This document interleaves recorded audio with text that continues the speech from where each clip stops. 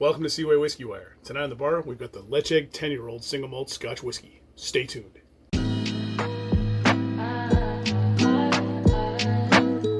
Well, hey guys, thanks for coming back after the intro.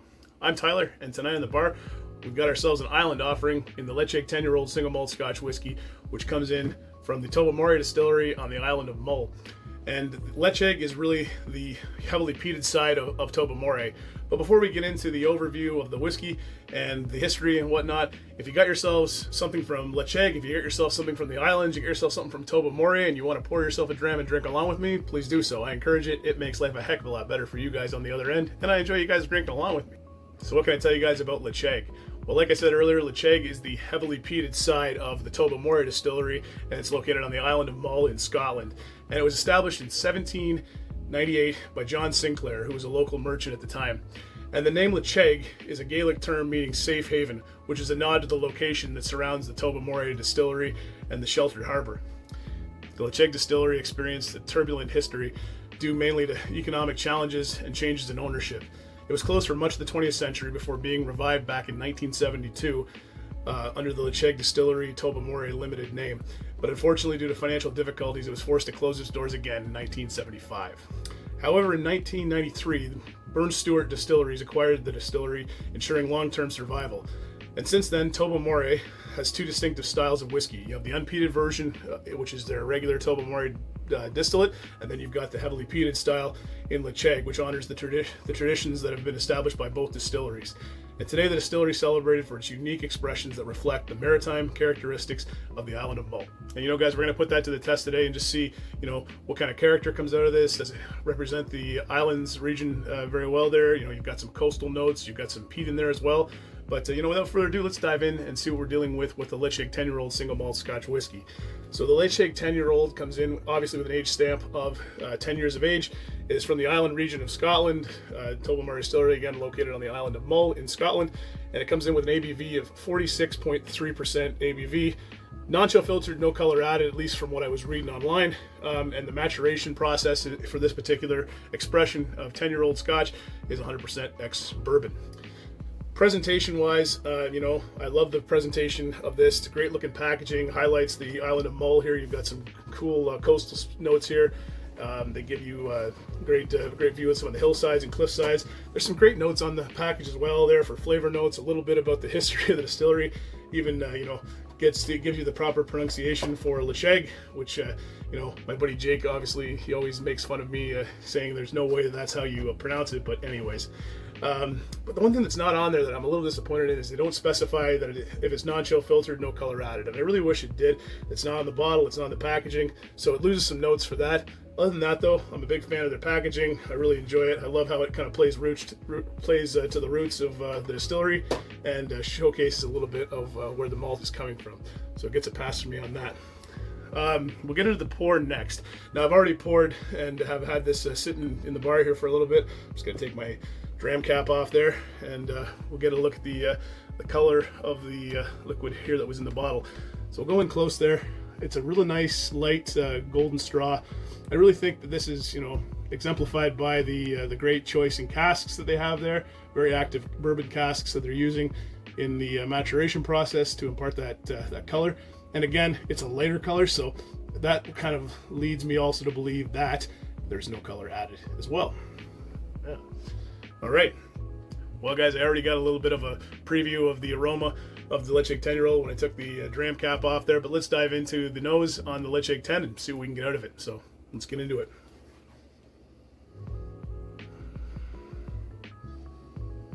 Very lively nose, very vibrant, very telling of kind of the dram that you're going to get here. First off, I'm getting a heavy dose of vanilla in there. Some nice vanilla ice cream, creamy notes. I get some honey in there, a little bit of toffee as well. Fresh apples and fresh citrus, maybe a little bit of orange in there. And then this cool kind of, it's an earth style peat. A little bit of medicinal as well. Not like a Lefroy or anything like that, but like kind of muted, a little bit toned down. And then this kind of other creamy note at the back end of it there. And, you know, my notes that I wrote down in here reference marshmallow, and that's kind of what I'm getting. It's kind of this creamy, sweet, vanilla, melted marshmallow note with that earthy peat and those fresh apples and citrus, all tied together by some toffee and caramel. Very nice nose indeed. But you know what? Mouth's already kind of watering a little bit after nosing this, so let's get into the palate and see what we can get out of the Ledaig 10-year-old single malt Scotch whiskey. So hopefully you're drinking along with me. Slàinte, to your health. Let's dive right into it.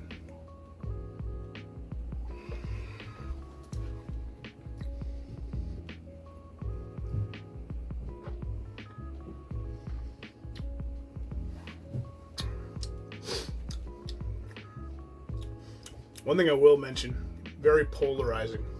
Nose versus the palate. Almost a reversal. First off, heavy earthy peat on there, almost like a dirty earth peat, you know, a farmyard or you know, like a dusty field. Very reminiscent of that, almost like a, you know, back when I was a kid, I used to go to a lot of fairs as a child, and you know, it kind of has that remnants of those kind of dusty fairgrounds. You know, the tractor going in the background there, you get a little bit of manure, you get a little bit of gasoline, you get a little bit of fumes going on there. Going for one more sip. That's just the peat, guys.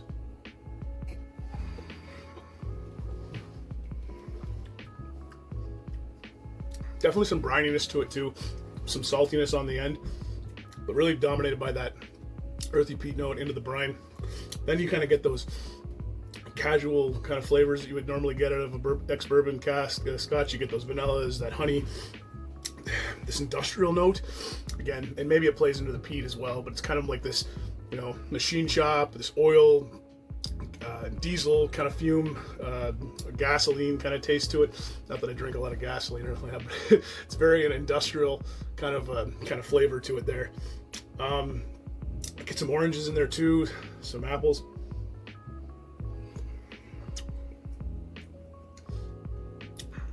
And then this black licorice note on the end, but very much the nose does not tell the tale of this dram. Yes, you know, there is some peat on the nose.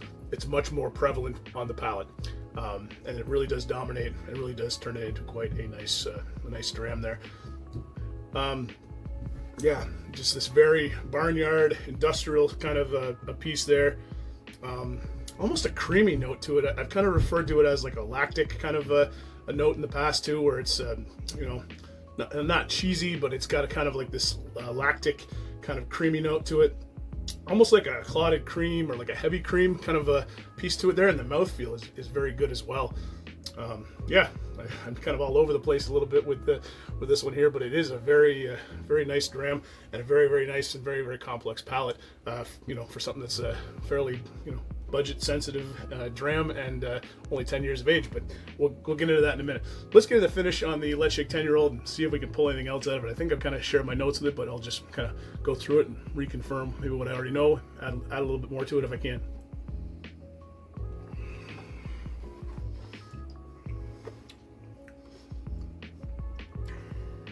Yeah, this has been a dram that I've turned to quite a bit lately.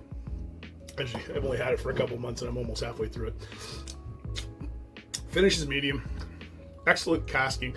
They've done a nice job of whatever casks they've been selecting, are very active casks, very good quality casks, and I think that shows not just from the color profile and whatnot, but the flavor and the aromas.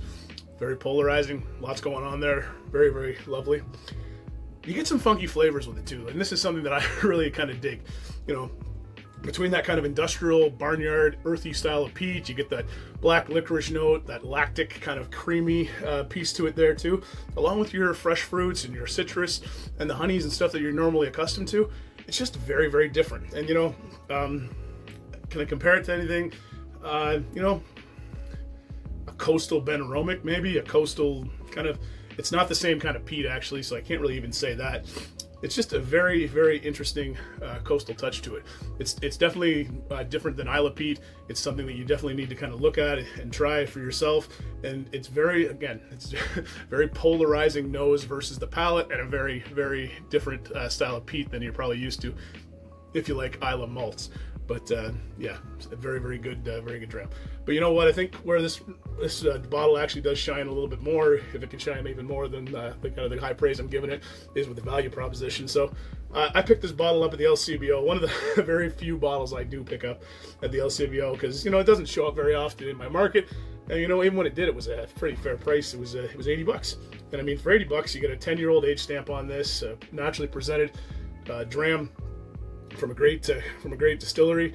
And you know what, heavily peated piece always kind of appeals to me as well. But I think it's definitely worth grabbing. I'm sure if you went out west or whatever, you could probably find it cheaper. I know I've seen it for cheaper out west and stuff like that, but for me locally at $80, I wasn't going to leave it on the shelf for that, especially in my area. And again, I'd never seen one in the wild. When I did, and when we had them on the shelf, they only had 1 or 2 bottles. So I gladly grabbed it, and I've been working my way through it since the fall, quite actively, I must say. And I do really enjoy this dram, and I think you will too if you're into it. If you're a peat lover, you'll enjoy it. If you're new to peat, I wouldn't quite go here yet. Maybe start off with something from Ardbeg, maybe go to something like Lefroy to kind of get your bearings a little bit and see what you're dealing with there. Actually, I'd probably go with a Ledaig of Mull, to be honest with you. But if you want to get into something a little bit deeper, a little more complex, a little more funky, and you're into that kind of funkiness of like a Springbank or a Ben Romick or whatnot, I think you'll enjoy this one. This is a place you got to go and got to give it a try. So yeah, if you're a peat head and you like your peat, I'm saying go out and pick it up. If you're new to peat, maybe it's not quite for you, but I guess even to that point, it's probably 30 ppm-ish around there, so it's not going to be a bad place to start. So yeah, bottom line, if you can find it in your area and find it at the budget price that I did, you definitely need to go pick it up. Great dram for sure.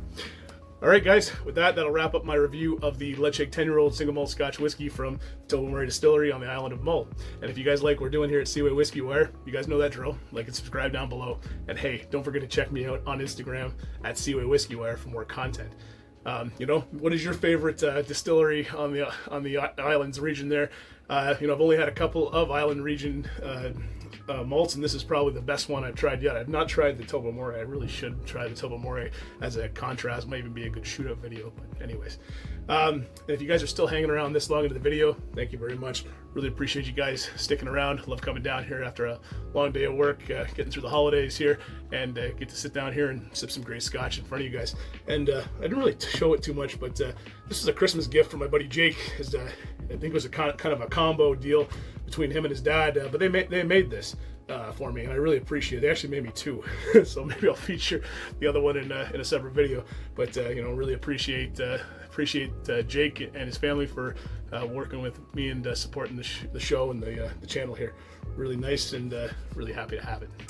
So with that, guys, I'm going to leave you with it. So all the best. Take care. And I'll see you around. I'll keep bringing them to you as long as I can. Bye for now, guys.